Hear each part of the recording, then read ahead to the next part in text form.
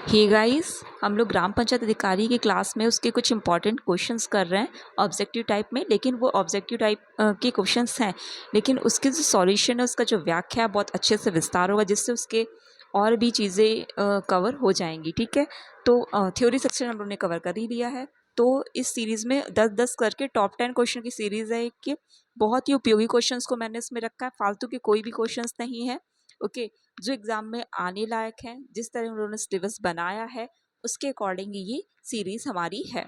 Okay, तो चलिए देखिए, पिछले सीरीज़ का जो क्वेश्चंस था वो 40वां नंबर का था। मुगल काल में ग्राम प्रशासन के लिए 3 अधिकारी उत्तरदायी थे, उनमें से कौन सा एक अधिकारी नहीं था? तो उसमें कौन? कोतवाल नहीं था। ठीक है, मुकद्दम, चौधरी, पटवारी जो है वो ग्राम प्रशासन के लिए अधिकारी 3 अधिकारी हैं। लेकिन जो कोतवाल होता है वो कहाँ पे उसकी नियुक्ति करी जाती है? नगरों में की जाती है। तो यहाँ तक हम लोगों ने कर लिया था। चलिए आगे आते हैं। 41 नंबर का क्वेश्चन जो है, बंगाल में पारंपरिक गांव पंचायत प्रणाली की शुरुआत कब हुई थी? बंगाल में पारंपरिक जो गांव पंचायती प्रणाली उसकी शुरुआत कब करी गई थी? तो 1870 में करी गई थी। ओके, तो 41 का आपका क ऑप्शन सही है। बंगाल में पारंपरिक गांव पंचायत प्रणाली की शुरुआत 1870 के बंगाल चौकीदार अधिनियम में हुई। इस चौकीदारी ने जिला मजिस्ट्रेट को गांवों में मनोनीत सदस्यों की पंचायत स्थापित करने के लिए सशक्त किया। ओके, इससे क्या, जो जिला मजिस्ट्रेट है वो गांवों में पंचायत स्थापित करे, उसके लिए सशक्त किया गया था। तो आपको ये ध्यान रखना है कब की गई थी।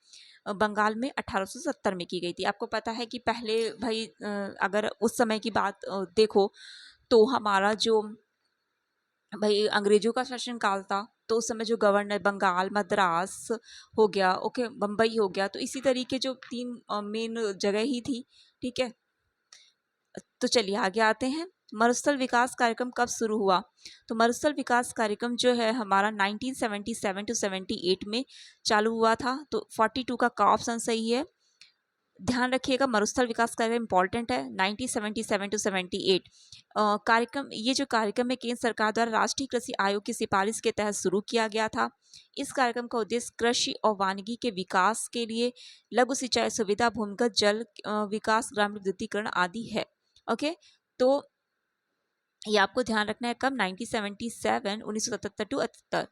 नेक्स्ट क्वेश्चन हमारे पास है, किस वर्ष राज्य पोषित योजना के रूप में न्यूनतम आवश्यकता कार्यक्रम के अंतर्गत पेयजल योजना का कार्यान्वयन प्रारंभ किया गया? तो पेयजल योजना का जो कार्यान्वयन है 1974 टू 75। ओके, इसको मैंने बहुत ही विस्तार से इसका बताया है। तो अब क्या बोला है, जो राज्य पोषित योजना के रूप में जो न्यूनतम आवश्यकता कार्यक्रम के अंतर्गत जो पेयजल योजना चलाई गई थी उसका कार्यान्वयन प्रारंभ किया गया था 1974 टू 75 में। नेक्स्ट क्वेश्चन हमारे पास है, किस वर्ष में प्रदेश में न्यूनतम आवश्यकता कार्यक्रम और अनुसूचित जाति जनजाति पेयजल योजना के लिए विलय प्रधानमंत्री ग्रामोदय योजना में कर दिया गया था? तो जो मतलब पहले न्यूनतम आवश्यकता कार्यक्रम वो हो गया, और जो अनुसूचित जाति जनजाति पेयजल योजना का जो विलय है वो किस में कर दिया था? प्रधानमंत्री ग्रामोदय योजना में कर दिया जाता है। प्रधानमंत्री ग्रामोदय योजना में कब किया जाता है ये पूछ रहा है, तो 2002 में। तो 44 का आपका ग ऑप्शन सही है। 2002-2003 से ये तो 1984 में से राज्य सरकार द्वारा अनुसूचित जनजाति और जो अनुसूचित जाति जनजाति हेतु राज्य पोषित पेयजल योजना संचालित की गई थी। कब? 1984 में करी गई थी। और 2000 में भारत सरकार के द्वारा प्रधानमंत्री ग्रामोदय योजना लागू की गई। तो ग्रामोदय योजना जो है, प्रधानमंत्री ग्रामोदय योजना, ग्राम का उदय योजना 2000 में। 1984 में अनुसूचित जाति जनजाति हेतु राज्य पोषित योजना जो पेयजल योजना थी। इन दोनों को कब मिला दिया जाता है? इन दोनों को मिला दिया जाता है 2002 में। ओके, तो कौन सा ड्यूरेशन था? 2002 से 2003 का। तो ये आपको ध्यान रखना है। तो ये बोला है, किस वर्ष प्रदेश में न्यूनतम आवश्यकता कार्यक्रम और अनुसूचित जनजाति पेयजल योजना का विलय प्रधानमंत्री ग्रामोदय योजना में कर दिया जाता है? तो इसमें थोड़ा सा गड़बड़ हो गया, मतलब इन दोनों का विलय जो प्रधानमंत्री ग्रामोदय योजना में कर दिया था, तो कब कर दिया जाता है?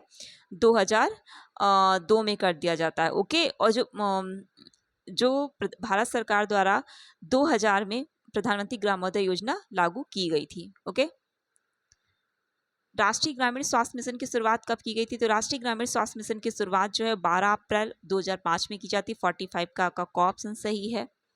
नेक्स्ट क्वेश्चन हमारे पास है, किस वर्ष राष्ट्रीय ग्रामीण स्वास्थ्य मिशन का नाम बदल के राष्ट्रीय स्वास्थ्य मिशन कर दिया था? मतलब पहले वो ग्रामीण था, ओके।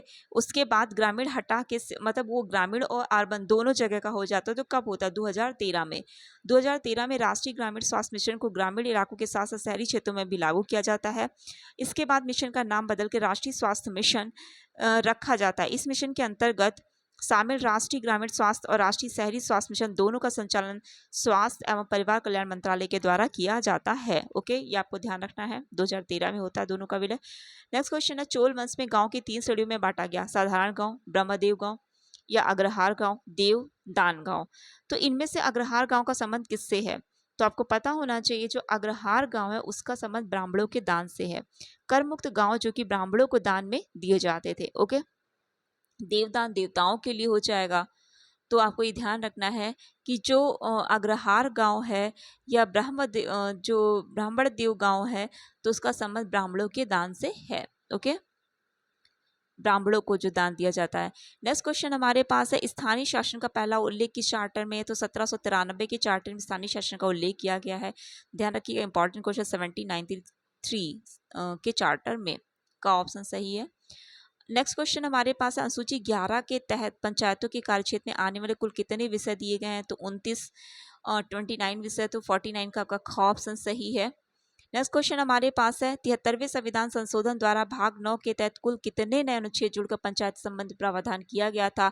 तो आपको पता होना चाहिए कितने 16 नए अनुच्छेद जोड़े गए, जिसमें से 243 और 243 का से 243 ऋणा तक था। ओके, तो ये आपको, और इंग्लिश में ध्यान रखिए 243 से ए से ओ तक था, वही सीरीज है पूरा क्रम से।